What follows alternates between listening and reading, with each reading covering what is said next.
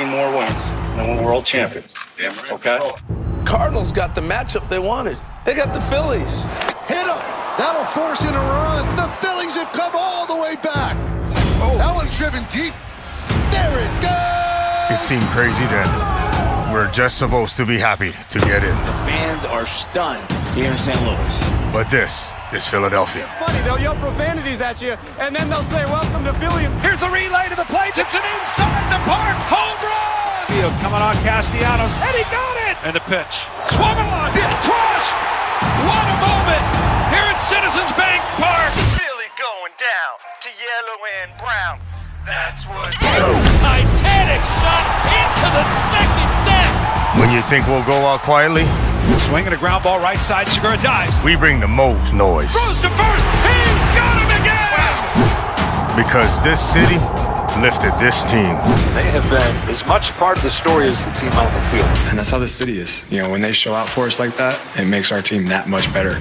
And now 13 wins is down to 4. So now that we've crashed this party, we might as well win the whole damn thing. 2 balls, 2 strikes to Bryce Harper. Suarez delivers. Swing and a drive. Left field. It's deep. It's going. Yes! And it is gone. Yes! It is bedlam at the base.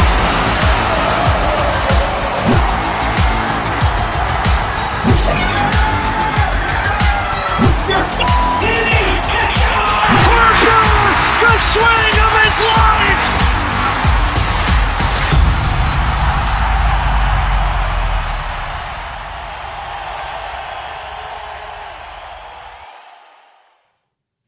What's up, folks? It is game night. Game 3 finally is getting underway as it is sunny in Philadelphia. Yes, unlike the show, it is sunny in Philly, and it's always sunny in Philly when the Phillies are playing in the postseason. Game 3 tonight against the Astros, and yes, we already heard about as far as what happened with the glove situation between the spikes. Apparently, Verlander, I guess, is quitting on his team. Who the heck knows, because of his ERA being so massive so far in the postseason when 8 starts. But then again, that is Justin Verlander. I wouldn't take it too much to heart for the Astros fans because I'm pretty sure he's going to re-signing with the Astros. Or he could finally decide to say, you know what, that's it. It's time to retire. It's time to hang it up.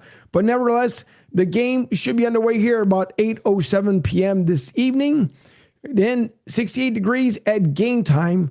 Sunny skies. I'm pretty sure everybody's getting hammered out there in the parking lot, at the Astro parking lot, and we'll see. Hopefully, Fuji will call in if he's not too hammered. Hopefully, he'll end up calling here, but nevertheless, we also have Kevin Mench here on the other side. So with that being said, we will get the show here quickly started. We thank you always for tuning in. We do appreciate everyone. It is Game 3, the Phillies versus the Astros, and welcome to Broad Street South.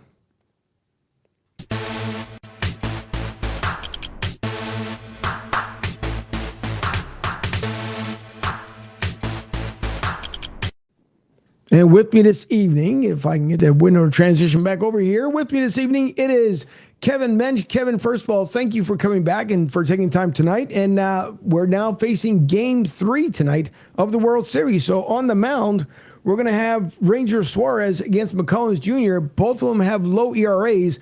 They also both don't have a lot of starts in the postseason. So this should be an interesting matchup because we knew that yesterday Noah Syndergaard was supposed to get the start. So I wonder why they switch in between from Syndergaard, other than maybe him warming up from yesterday, over to Ranger Suarez today.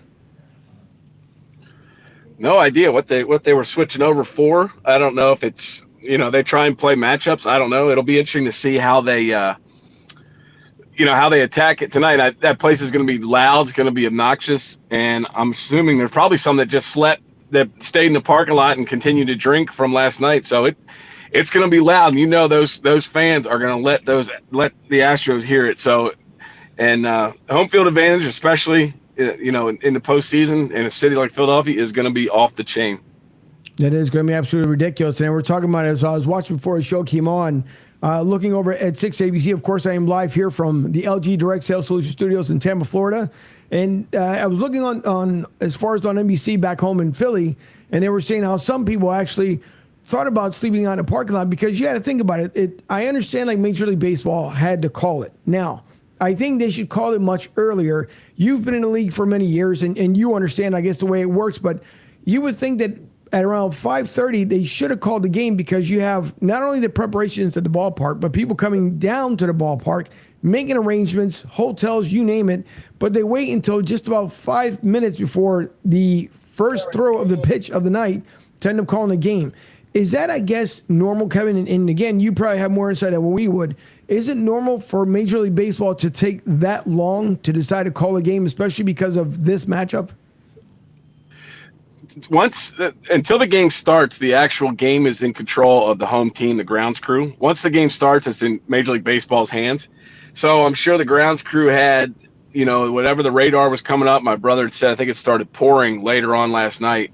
So that's unless something popped up on the radar. I know here in Texas, weather comes out of nowhere. It'll be sunny, and all of a sudden there'll be a gigantic thunderstorm you wouldn't know about. So maybe they knew something, but they didn't want it to get started because then all of a sudden you're losing guys, right? You're losing whoever your starting pitcher, regardless of how many they throw. They're not going to be able to go out and start again the next night. So, it all comes down to money. That's what it's about, right? They want to make sure that everybody's able to do it and continue. And I wasn't sure if they were going to just let them play through an off day and then have a day game Thursday and have them go right into Friday in Houston if need be. Right. Well, that's what I think everybody was kind of waiting for as well, because everybody wanted to see what exactly was going to end up happening. It was the guesstimation of what was going to end up happening, whether they were going to do the off day, because obviously you have the Eagles in Houston on Thursday. Nevertheless, you have the Phillies, of course, here back home, but you had fans that were going to be going to the game on Wednesday for Game 5, and then traveling to Houston for the Eagles game, and then staying there if the series continues for Game 6. So now those crazy accommodations have to be rearranged. But again, that's for the folks that didn't know what was going to happen. So now we got Game 3 tonight, Game 4 tomorrow night in Philly, of course, and then Thursday would be Game 5. Am I right? Today's Tuesday, Wednesday, Thursday. Yeah. And then Friday, the travel day, and then the weekend series out there in Houston. So I'm dying to see what's going to happen tonight. I hope for the bounce back for the Phillies. I know that they spoke to, obviously, the Astros players after the game on, Sunday night? And they talked about how much the bounce back game for them was and how much it meant for them, or Saturday night, I should say, how much the bounce back game was for them. And we'll see, because we've heard, again, the whole glove thing with their pitcher. He talked about that he was wide open and says that he would never hide anything, and anything that everybody sees is out in the open. So whether that's a controversy, whether it's not, doesn't matter. All I'm hoping for is this starting lineup gets the job done. And Ryan, I don't know if you learned any more new insights today as far as for the game, the lineup, or anything else. I'm interested to get Kevin's take on. I'm going to be interested to see how the first two innings go, because the Phillies came back in Game 1, but then they got down in Game 2 and they couldn't recover. So, Kevin, Philadelphia, they can't get off to slow starts the first two innings tonight. If they do and they get behind again, doesn't that start to weigh on your mind a little bit? Like, what's going on again?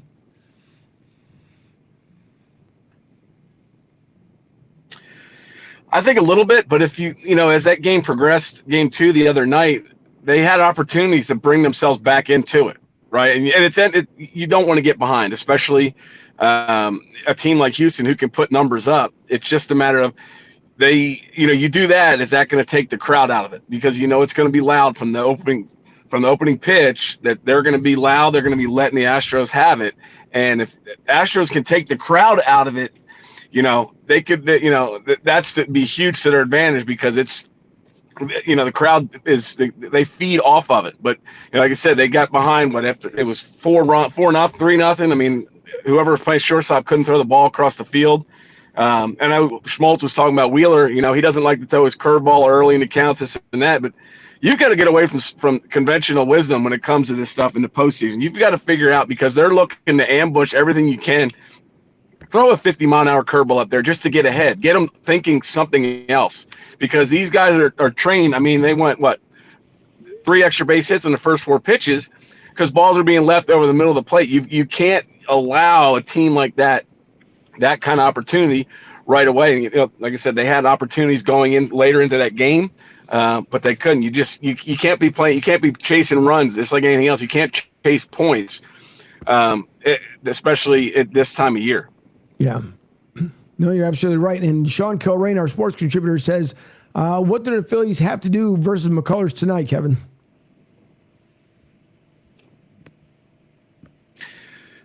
I mean, it seems like they've had better success once they're in that bullpen. I mean, they always talk about how good Houston's bullpen is.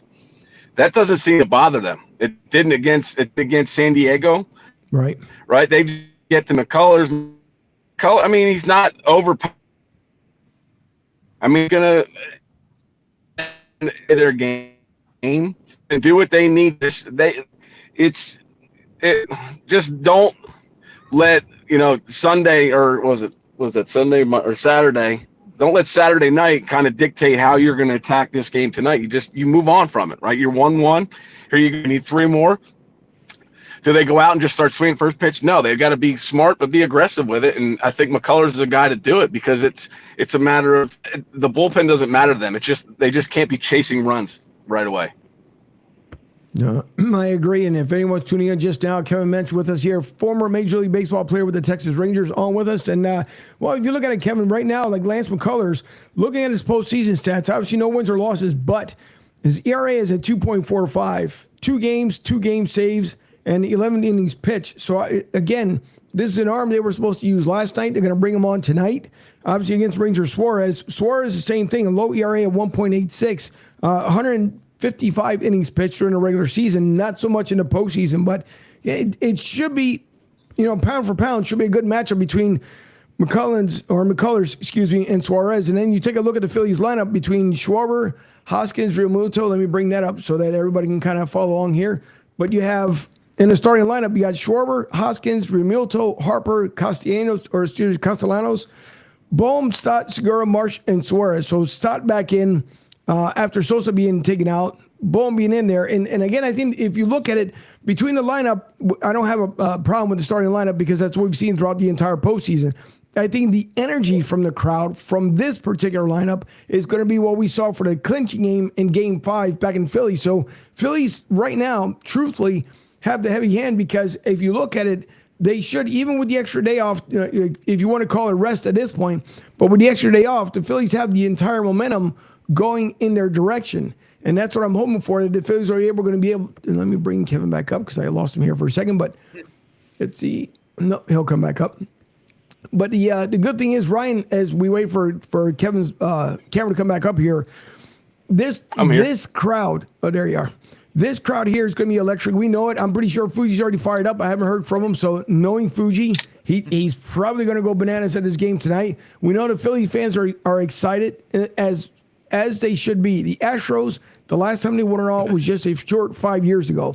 For the Phillies, it's been a while. We all know it's been since 2008 when they won in 2009 and went back. First time since 2011 being back in the series, or being back at least in the playoffs. So this momentum in these games at home, especially again with this crowd, the weather being as good as it could possibly be for the next 5 days in Philly, this momentum, Ryan, and we'll bring, I'm pretty sure Kevin will come back on here momentarily.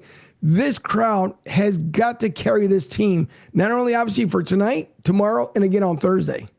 Yeah, and it'll be interesting for me to see, again, like I was saying before, Philly can't let the Astros jump on them early to take the crowd out of it. The place is going to be electric. I mean, it's 12, 13 years of pent-up frustration. So I'm looking for the Phillies to jump on McCullers early. Just to keep the crowd into it, to keep the enthusiasm at a high. So I'm just, the top half of the Philadelphia order, I think, is going to do some damage, but I'm sort of interested to see how the back end of the Phillies lineup is gonna do. I've heard a lot of criticism of Castellanos. I know what Schwarber batting leadoff. So it's just, I said that the series is going to come down to the starting pitching, and I still feel that way. And the Phillies are fortunate to be tied 1-1, because they could have easily tanked it in Game 1, but they didn't. Right. So, again, it's just, I think that they're going to go after McCullers early tonight to keep the crowd into it. I think so as well. And I think the big thing that I talked about as far as before the series started, when we had Kevin on the first time last Thursday, was for the Phillies to be able to steal one from Houston, which they did. We also saw this back in 2008 when the Phillies stole one in Tampa before coming home and obviously winning it all. We still got many outs to go before that happens. But I'm hoping that, again, with this particular lineup, I mean, we haven't seen much. Segura should be clutch. Who knows? He might come up. And as Sean Kilrain says, who do you guys see as a player of the game? But before you even get to that, we know that Stott has not been hot. Segura and/or Marsh at the bottom half of the lineup. But anything can change with this momentum swing being back in Philadelphia. So I'm hoping, if anything, I mean, and again, what we expect is Realmuto, Harper, and Castellanos, even though he's been kind of dry as well during the postseason. Hoskins has been coming in at times clutch, but we see one too many times, Ryan. We saw this especially a lot on Sunday.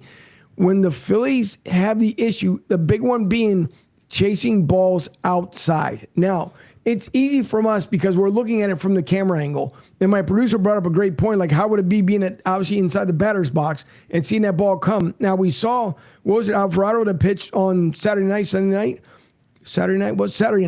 with the pitch that he had, and it just looked like it was coming across the plate, and all of a sudden it would take that dip down or it would go outside. So I'm hoping that the Phillies have a little more patience at the plate tonight, because you can't continue to chase these balls on the outside, and more importantly, you cannot keep chasing and coming back 2 runs down, 3 runs down, 5 runs down. Well, and somebody made it a point to tell me the other day about, why would you even pitch to Harper? Why not just intentionally walk him? I mean, you can't really. I mean, given certain situations in the game, yeah, you might want to just intentionally walk him.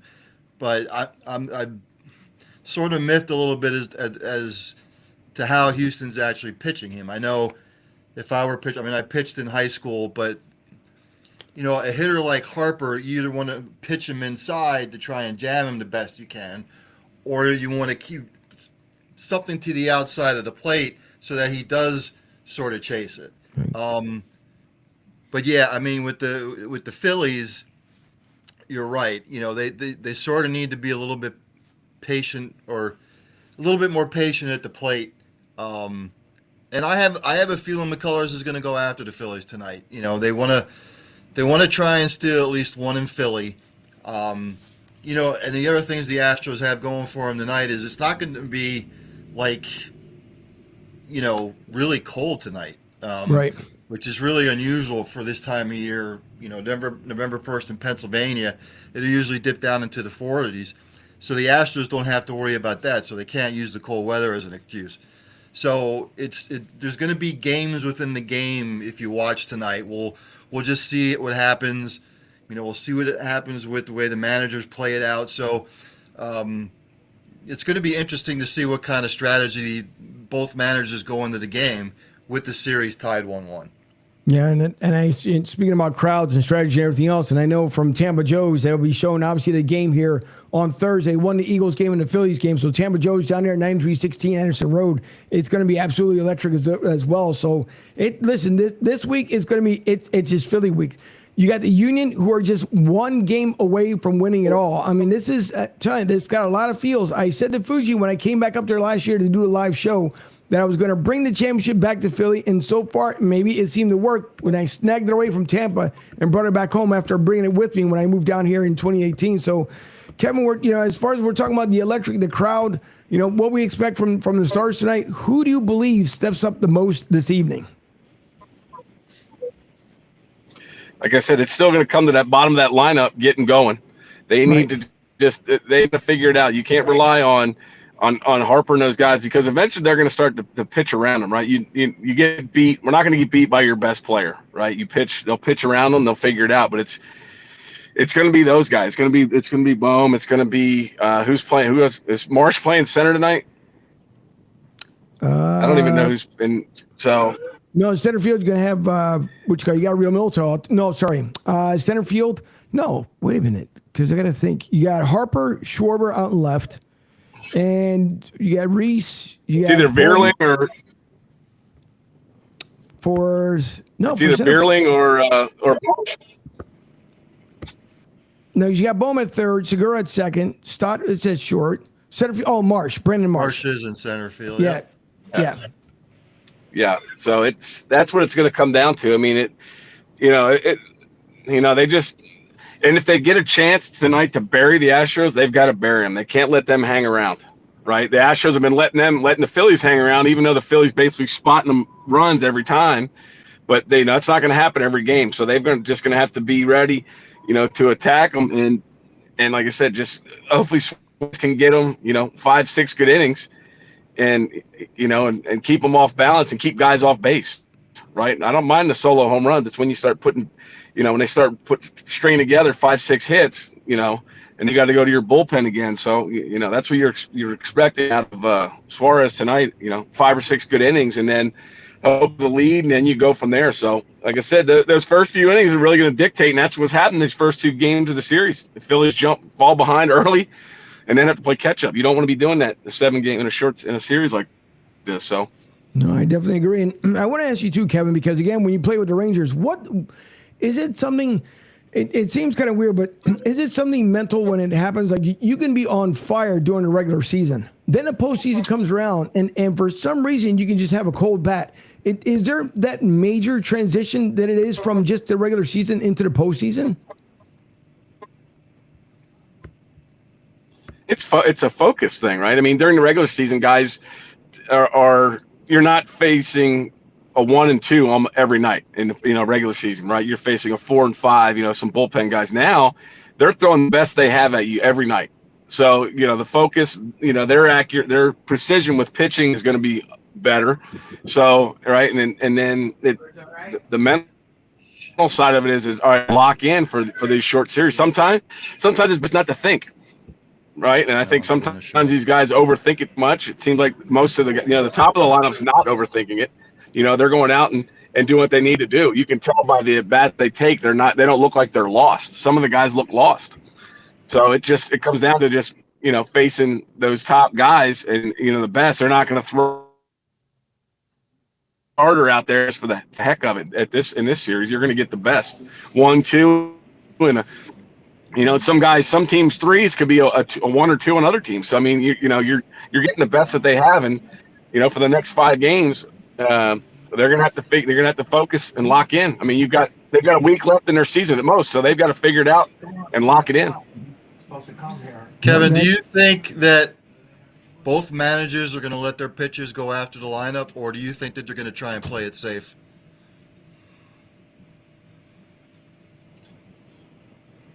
I don't know. I don't know much about Suarez. I mean, living out here, we hear about McCullers, throughout the year that he's, he doesn't throw very hard, but, he gets guys out. He keeps people off balance. So, I think it really just depends. You've got, if it was a 2-0 series lead for one or the other, it might be different. But I mean, right now, tonight, it sounds like could be a bullpen night for both, if that's what it needs to be, depending on, how they come out. If Suarez goes out and, gives up 3 or 4 hits in 6-7 innings, I mean, that's what Thompson's looking for. So that's a perfect world, with a Phillies lead. But, you throw all that stuff out the window when it comes to postseason time. All right. Well, ladies and gentlemen, I'd like to thank you for both coming on as we do a little short segment here tonight for the Phillies pregame matchup. Let's hope the Phils can pull this one away. Again, Suarez in for the Phillies, McCullers in for the Astros. Pretty sure Fuji's getting lit up down there at Citizens Bank Park. We hope that everyone is safe. Have fun. Enjoy the game. We thank you, Kevin, for coming on, stopping by here, coming to us live from Texas. Ryan, thank you so much as well. And for my producer over on Studio B, everyone enjoy the night and let's go Phillies. Yes, sir.